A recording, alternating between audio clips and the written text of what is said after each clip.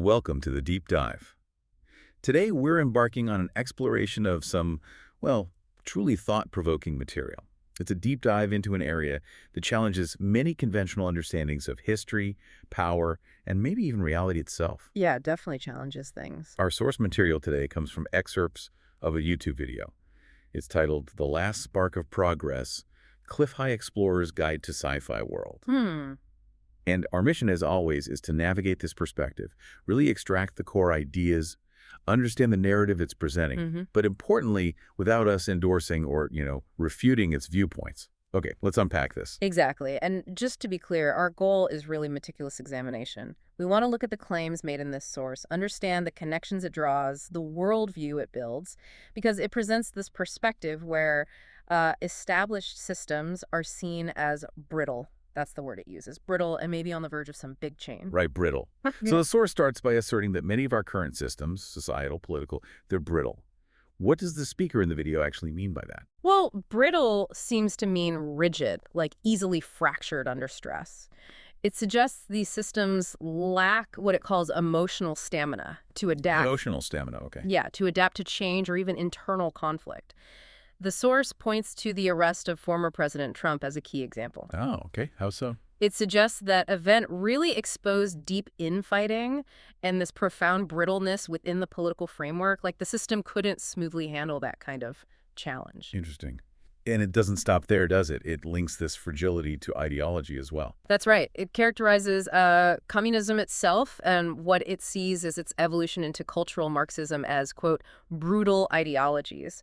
And it claims these are failing now. This perceived failure, according to the source, directly contributes to that brittleness we were just talking about. And cultural Marxism, because for clarity within this narrative, that usually refers to this idea of undermining traditional values through culture, right? Precisely. The source posits that as a major factor in why things feel so fragile, why the established order seems to be breaking down. So this idea of brittleness isn't just an observation. The source links it directly to a specific group it calls the Khazarian Mafia deep state. How does it describe this group? Right, the Khazarian Mafia deep state. The source claims the system is largely run by old farts. That's the term it uses. Old farts, okay. Meaning people who've lived their whole lives under the system benefited from it.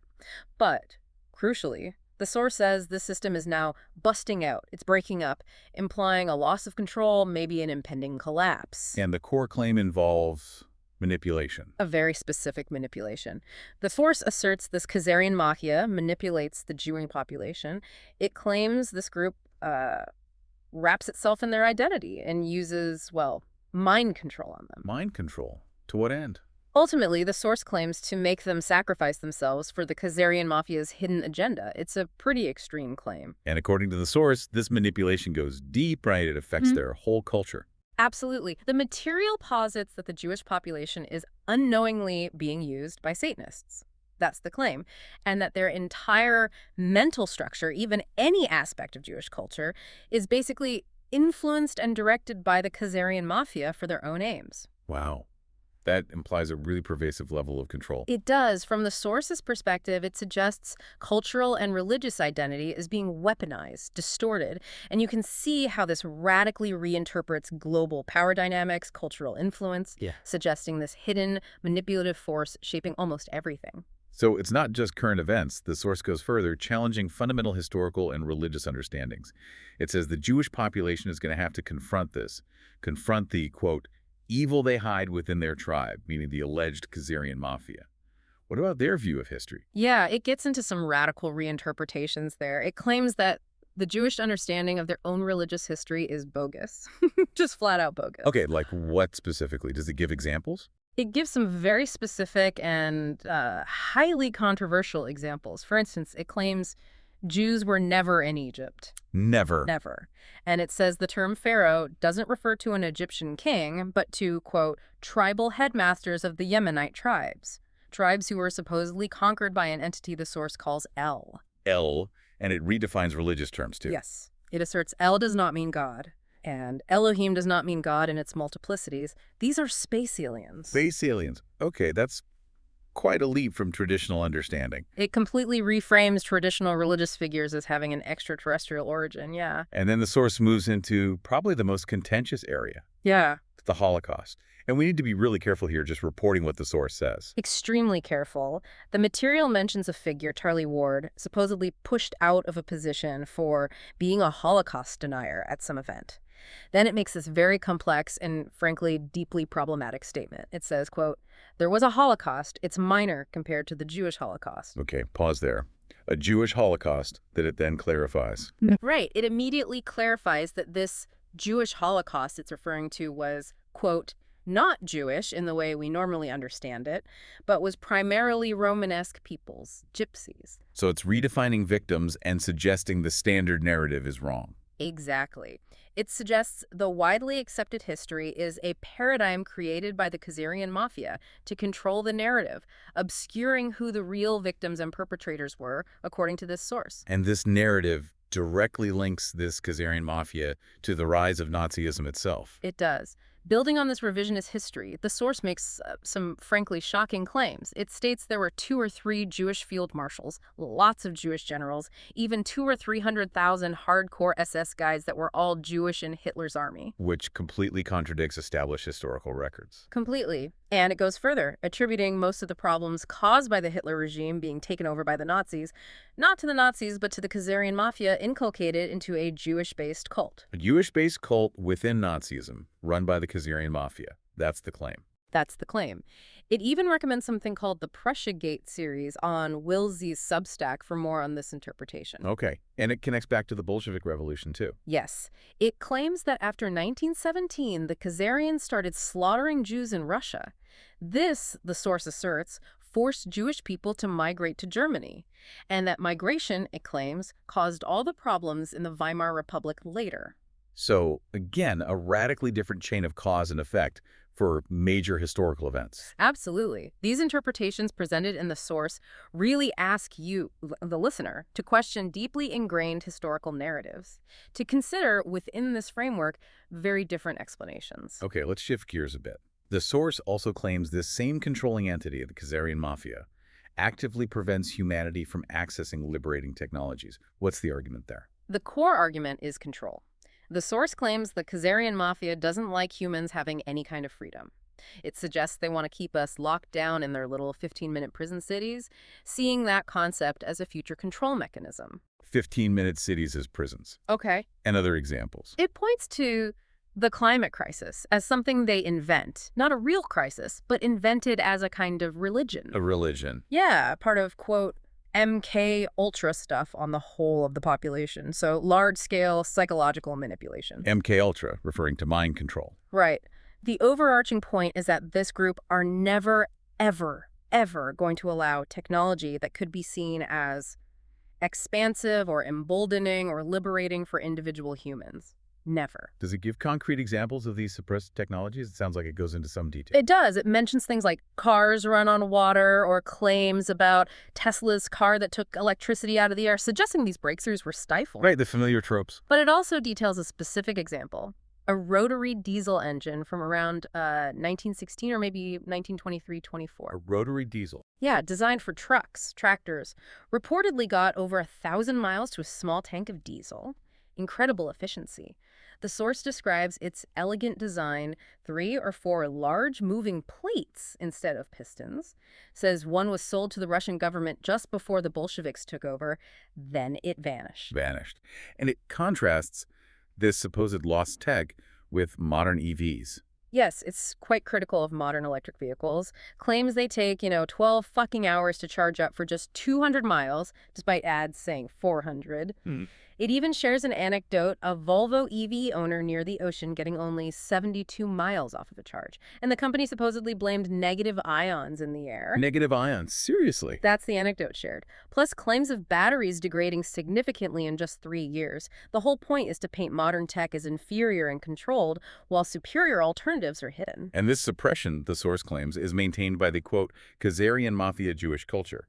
How? Through institutions? Yes, it alleges this group has control of the patent office and all of the academia. Control of patents in academia.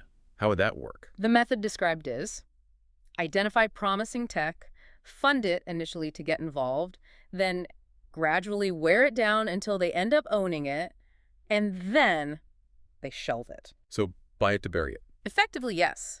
Removing it from public access or development, it suggests a systemic suppression to prevent empowering advancements. And that idea that world-changing tech could be deliberately kept from you, that's a powerful thought. Makes you reconsider innovation, progress. Definitely. The source then broadens its critique beyond just technology, targeting the institutions that validate knowledge itself, fake academia, and the peer review process. Right. It really goes after the horseshit peer review process, as it calls it. Strong words. What's the specific criticism? It claims that out of literally millions of scientific articles published across maybe 30,000 scientific and engineering journals using peer review, over half had errors. Over half. What kind of errors? Not just typos, factual errors, it emphasizes. That should have thrown out that idea entirely during review. So the source claims peer review doesn't eliminate errors. It argues it actually reduces what gets printed down to the lowest possible mind. Lowest possible mind. Meaning it filters out innovation. That's the suggestion, that it often rejects ideas that are too far in advance or simply smarter than the reviewers. It estimates this might be like 40% of rejected articles. 40%. Wow. And ultimately, it dismisses peer review as just a call to authority, which it labels a logical fallacy of debate and argument, basically saying it's not a valid way to determine truth. So if these established processes, peer review, academia, are supposedly so flawed, what happens when these illusions, as the source calls them, start to break down? What's revealed? Well, the source posits that as these perceived illusions academia fake news crumble, we'll get a much clearer, unfiltered picture of what's actually going on in our world. Which, naturally, leads to a big question for you, the listener.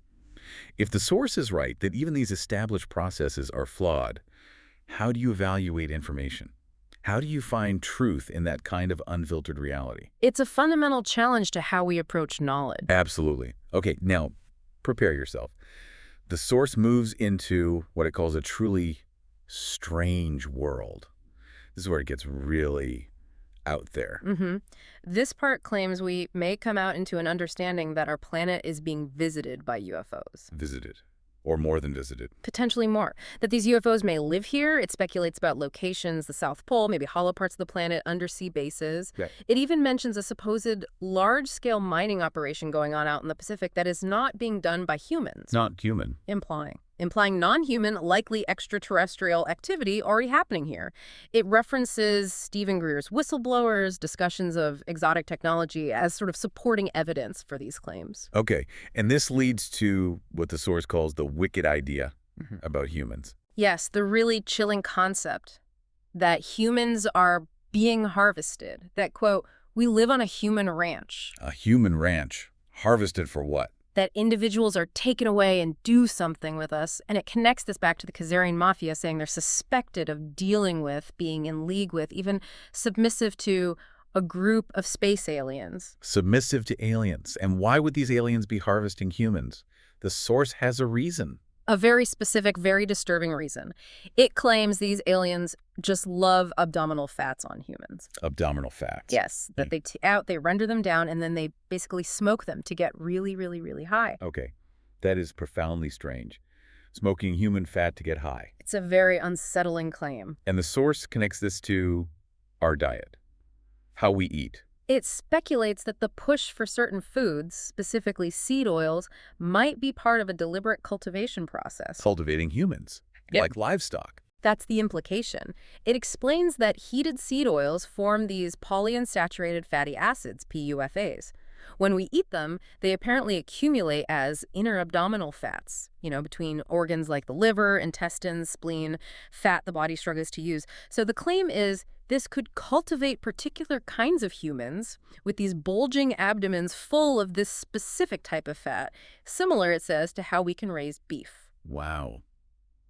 That's a horrifying thought. Raising humans for specific fats. It connects it further to things like mutilated cows and stuff, where it claims inner abdominal fat is removed along with the eyes, part of the jaws. Says these mutilations are still going on, implying this consistent non-human harvesting activity. And the implications stretch even further, don't they, to missing people? Exactly. The source notes that millions of people go missing every year. It mentions specific areas like Washington State, indigenous communities, others, people who are never, ever, ever found. Implying it's not just runaways or typical crime. Implying it points to nefarious activity that might be beyond human explanation, fitting into this harvesting narrative. And there's a strong warning that comes with this. No being in this universe is altruistic unless they're getting something out of it. So don't expect friendly aliens. Explicitly, it says these aliens are not altruistic at all, and the predicted cultural reaction if this became known, widespread paranoia. People afraid to go out at night for fear of being snatched by a space alien. It fundamentally shifts your whole understanding of safety, your place in the cosmos, the nature of other beings. A complete paradigm shift. So we've covered a lot. We've navigated this really astonishing deep dive.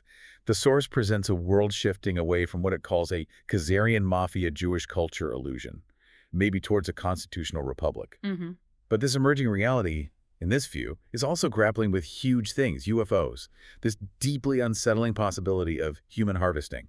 Yeah, the vision in the source is that so much of what we accept, academia, news, politics, it's all just deliberate veils, illusions, designed, it argues, to keep vital information hidden to maintain the specific controlled reality, orchestrated by the Khazarian Mafia, maybe with these alleged alien collaborators. And as this paradigm, this structure of illusion supposedly falls away, the source really pushes us to think. How do we react? How would you react to these kinds of revelations? The advice from the source itself is pretty clear. Be wary.